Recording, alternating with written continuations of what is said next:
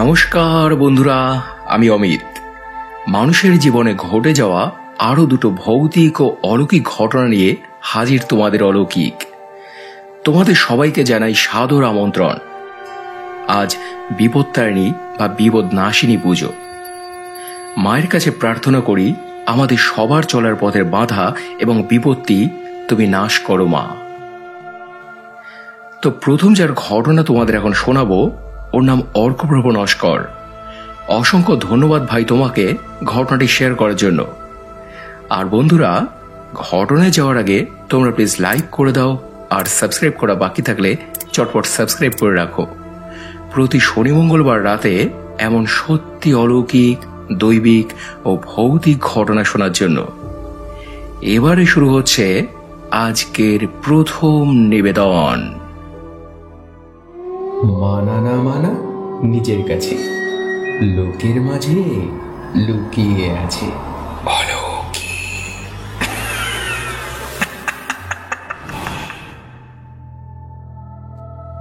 নমস্কার অমিত দা, জয়গুরু বন্দে পুরুষোত্তমম। দাদা, দিন কয়েক আগে তোমাকে কয়েকটা ভূতের ঘটনা পাঠাবো বলেছিলাম, কিন্তু সময় করে উঠতে পারিনি। তাই আজ একটু সময় পেতেই একটা ঘটনা লিখতে বসলাম। দাদা, আমরা তো কলকাতা ঢাকুরিয়া নস্করপাড়াতে থাকি। যে ফ্ল্যাটে থাকি তারই ওপরের একটিতে একজন দাদা থাকেন। আমি ওকে সৈকত দা বলি। বাড়ি বর্ধমান, চাকরি সূত্রে এখানে থাকেন। আমাদের সঙ্গে দাদার ভালো সম্পর্ক। 2015-এ দাদার বিয়ে হয়, একটি মেয়েও আছে। তো যাই হোক, এবারে ঘটনায় আসি।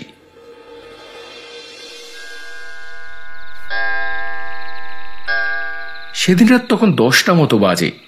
আমার বাবা সেদিন বাড়িতে ছিলেন না, উনি তখন দুর্গাপুরে। ওখানে উনি কাজ করেন। তো ডিনার করে আমি আর মা ঘুমিয়ে পড়েছি, আর দিদি বারান্দায় বসে হেডফোনে গান শুনছিল। অন্যান্য যারা থাকেন তারাও সবাই যে যার ফ্ল্যাটে। তখন দিদি হঠাৎই একটা কথা শুনতে পায়, এই পূজা, গেটের চাবিটা দে তো। পূজা মানে আমার দিদি। ও তাকিয়ে দেখলো সৈকত দা। রোজ যেমন বাড়িতে ফেরে ওই রকমই ফিরেছে। কোনো কারণে হয়তো সেদিন ওর একটু লেট হয়ে গিয়েছিল। আর এদিকে রাত 10টায় মেন গেটে তালা পড়ে যায়, তাই ও চাবি চাইছে। দিদি তখন চাবিটা এনে ওকে দিতে দিতে বলল, আজ তোমার এত দেরি হলো সৈকত দা? সৈকত দা কোনো উত্তর দিল না, শুধু একটা বলে হাত বাড়ালো। চাবিটা দেওয়ার সময় সৈকতদার হাতে দিদির হাতটা ঠেকতেই দিদি তো চমকে উঠল। বরফের মতো ঠান্ডা ওই হাত, পাথরের মতো শক্ত। জ্যান্ত মানুষের হাত যে অত ঠান্ডা হতে পারে এটা দিদির জানা ছিল না। আর তখন শীতকালও নয়। দিদি অবাক হয়ে তখন সৈকতদার মুখের দিকে তাকালো। ওর চোখ দুটো কেমন যেন ঘোলাটে, মনি দুটো অস্পষ্ট। তারপর ধীরে ধীরে সৈকতদা চাবিটা দিয়ে গেট খুলে আস্তে আস্তে ওপরে উঠতে লাগলো। দিদি তো তখন আরো অবাক হয়ে গেল, কারণ অন্যান্য দিন আমাদের কাউকে দেখলেই সৈকতদার প্রথম কথা জয় তারা, কিন্তু ওই দিন সেসব কিছুই বলল না। ও অন্ধকার সিঁড়ি বেয়ে আস্তে আস্তে ওপরে উঠতে লাগলো। এইবার ঘটল সব থেকে অবাক করার মতো একটা ঘটনা। সিঁড়ি দিয়ে কিছুটা উঠতেই আচমকা অন্ধকারের মধ্যে মিলিয়ে গেলেন উনি। দিদি তো তখন চমকে উঠল, কি হলো ব্যাপারটা? কোথায় গেল সৈকতদা? এদিক ওদিক তাকালো দিদি, ওপরের দিকেও তাকালো, কিন্তু না, কেউ নেই। তখন তো দিদি খুব ভয় পেয়ে যায়। ও বুঝতে পারে যে ব্যাপারটা স্বাভাবিক নয়, খারাপ কিছু একটা ঘটছে ওর সঙ্গে। তখন ও সঙ্গে সঙ্গে রুমে চলে আসে। সেদিন রাতে ও আর কাউকে কিছু বলেনি, চুপচাপ শুয়ে পড়ে। পরদিন সকালে ঘটনাটা মাকে জানায় দিদি।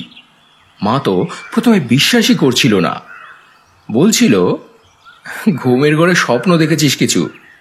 সৈকত তো সন্ধেবেলায় ফিরেছে, আমার সঙ্গে দেখা হলো, জয়তারা বলল, টিফিন হয়েছে কিনা তাও জিজ্ঞেস করলো, ভুল দেখেছিস কিছু তুই? তবে মায়ের কথা দিদির বিশ্বাস হয়নি। পরে ও নিজেই সৈকতকে জিজ্ঞেস করে, কিন্তু ও সেই একই কথা বলল যে আমি তো সন্ধেবেলায় ফিরেছি, রোজ যেমন ফিরি। সেই দিন থেকে দাদা রাতে দিদি আর একা বারান্দায় বসে না। সেই ভয়টা ওর এখনো কাটেনি, কারণ প্রশ্নের উত্তরটা তো পাওয়া যায়নি যে সেদিন রাতে আসলে কি হয়েছিল ব্যাপারটা। সৈকতদার রূপ ধরে আসলে কে এসেছিল সেদিন রাতে, আর কেনই বা এসেছিল? যে এসেছিল সে কি ফিরে গেছে নাকি এখনো আছে?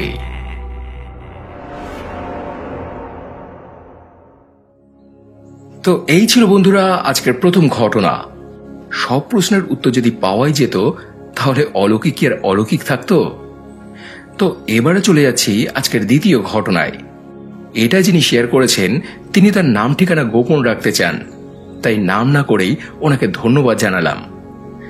আর তোমরাও যদি এখানে ঘটনা শেয়ার করতে চাও বন্ধুরা, ডেসক্রিপশনে দেওয়া এই নাম্বারে আমাকে হোয়াটসঅ্যাপ করে দাও। যদি লিখতে পারো তো লিখে, না হলে ভয়েস মেসেজ করে। এবারে শুরু হচ্ছে আজকের দ্বিতীয় নিবেদন।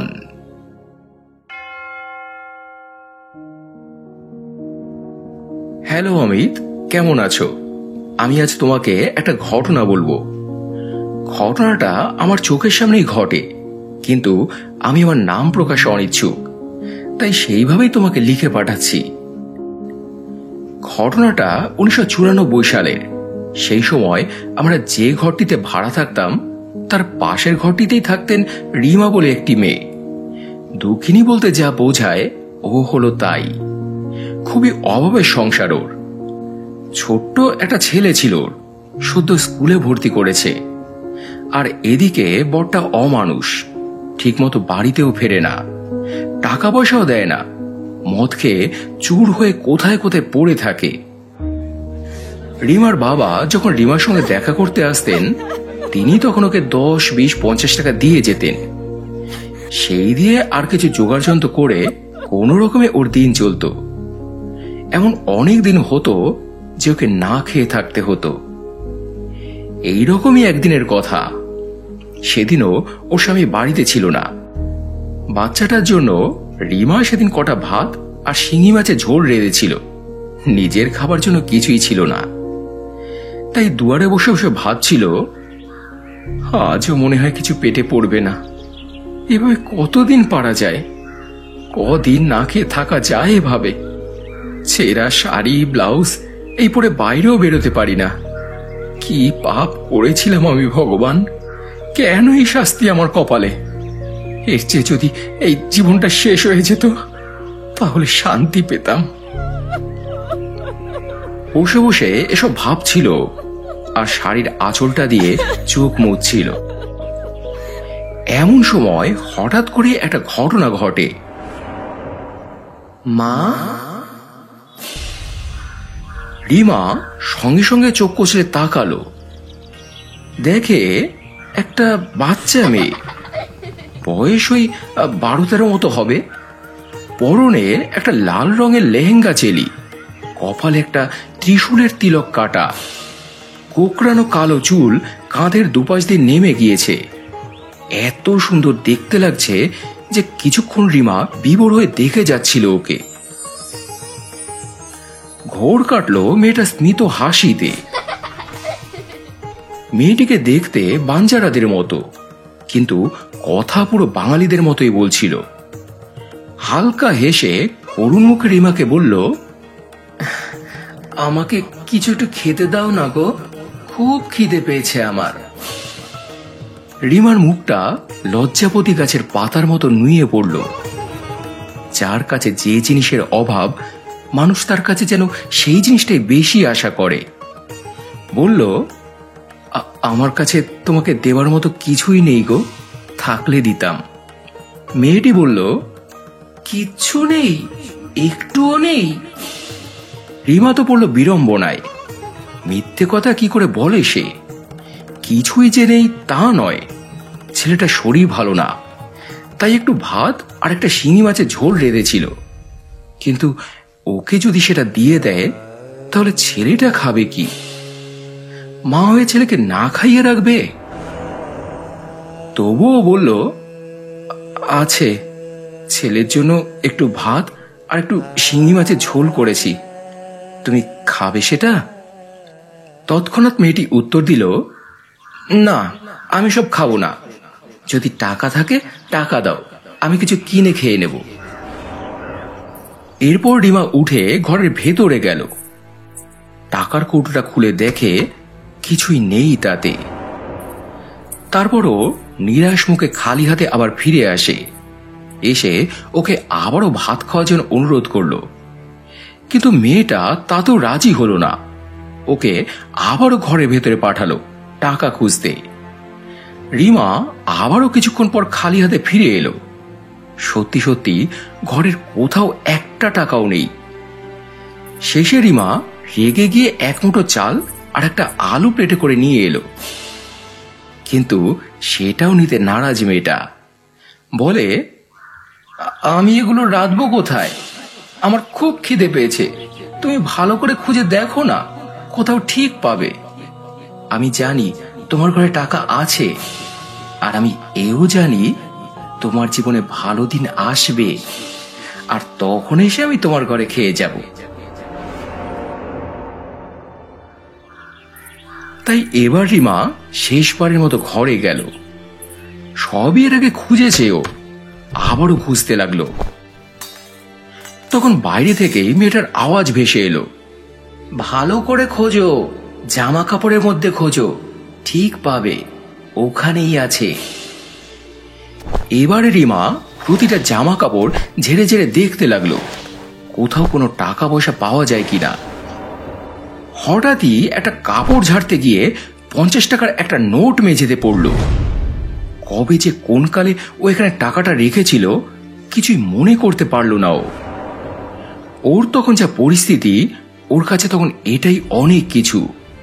তখন ও আনন্দে আত্মহারা হয়ে টাকাটা হাতে করে বেরিয়ে এলো যে ওই মেয়েটার জন্যই যখন এই টাকাটা পেয়েছে এর থেকে 10টা টাকা ওকে দেবে ও। কিন্তু বাইরে এসে দেখে যে মেয়েটা নেই। ভাবে, কোথায় গেল মেয়েটা? এইমাত্রই তো আওয়াজ দিল আমাকে। তখন ও দৌড়ে রাস্তায় আসে, এসে এদিক ওদিক দেখে, কিন্তু না, কোথাওই নেই মেয়েটা। এরপর রিমা ফিরে এসে আমাকে জিজ্ঞেস করলো, এ দিদি, কোনো মেয়েকে দেখেছো এদিকে, লেহেঙ্গা চেলি পরা? আমি বললাম, মেয়ে কই না তো, কেন, কি ব্যাপার? ও তখন সব ঘটনা আমাকে খুলে বলল। এরপর আমি আরো দুজনেই মেয়েটাকে খুঁজতে বেরোলাম।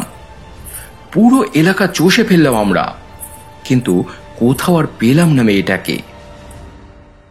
শেষে আমি ওকে বলি, একটা কাজ করো, এর থেকে 10টা টাকা মেয়েটার নাম করে তুলে রেখে দাও, পরে কোনোদিন এলে দিয়ে দিও। বেচারি এরপর তাই করলো। টাকাটা ভাঙিয়ে নিজের জন্য কিছু একটু খাবার নিয়ে এলো আর 10টা টাকা মেয়েটার নাম করে তুলে রাখলো। কিন্তু সেদিন রাতে রিমা যখন ঘুমোচ্ছিল তখন ওর স্বপ্নে মা সন্তোষী এলেন। বললেন, কাকে খুঁজছিস এত করে? আমাকে? আমি নিজে খেতে আসিনি রে, তোকে খাওয়াতে এসেছিলাম। তুই নিজে অভুক্ত থাকবি আর আমি খেয়ে থাকবো, তা কি করে হয়? নিজের অসুস্থ সন্তানের খাবারটুকু তুই আমাকে দিতে চেয়েছিলিস। অনেক বড় মনের মানুষ তুই। যত বড় তোর মন, একদিন ততই বড় লোক হবি তুই। আর সেদিন এসে আমি ঠিক তোর ঘরে খেয়ে যাব।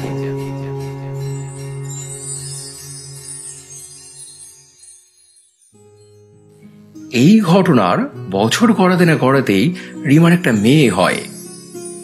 তারপর থেকে যেন একটু একটু করে ওর জীবনে ভালো দিন আসতে শুরু করলো। মেয়ের টানে ওর স্বামী ঘরমুখো হলো, ভালো একটা চাকরি জুটিয়ে সংসারে হাল ধরল। অসৎ সঙ্গ, নেশাভান সব গেল কেটে। ধীরে ধীরে ওদের সংসার সচ্ছল হয়ে উঠল। রিমাকে এরপর আর কোনোদিনও একটা বেলার জন্য না খেয়ে থাকতে হয়নি। মায়ের আশীর্বাদে লক্ষ্মীর ঝাঁপি যেন উপচে পড়ত। কিন্তু রিমা সত্যি অন্যরকম মেয়ে ছিল, অন্য ধাতুতে গড়া। দুর্দিনের পর সুদিন এলে বেশিরভাগ মানুষই পরিবর্তন হয়ে যায়, অতীতের কথা ভুলে যায়, অহংকারী হয়ে ওঠে। কিন্তু রিমা ঠিক তার উল্টো। এখনো ও ওর অতীতের কথা ভোলেনি ও সেই দুর্দিনের কথা, ভোলেনি সেই দিনে সেই ঘটনার কথা। সেদিন যখন মা এসে ওর দুয়ারে দাঁড়িয়েছিলেন, ও ওনাকে কিছু দিতে পারেনি। তাই প্রতি বছর ওই দিনে ও লোক খাওয়ায়। গরিব, ভিখারি, চেনা অচেনা প্রচুর লোক খায়। এছাড়াও যারাই দুয়ারে আসে কাউকে ও খালি হাতে ফেরায় না। ওর বিশ্বাস যে মা ঠিক আসবেন। তাই এত বছরে অনেক অভুক্তদের খাইয়েছেও, কিন্তু ওর আক্ষেপ একটাই, ও আজও জানে না যে মা কি আদৌ খেয়ে গিয়েছেন ওনার দেওয়া কথা অনুযায়ী। উনি তো বলেছিলেন ওর জীবনে ভালো দিন এলে উনি সে খেয়ে যাবেন। নাকি ওর জীবনে সেই ভালো দিন এখনো আসেনি?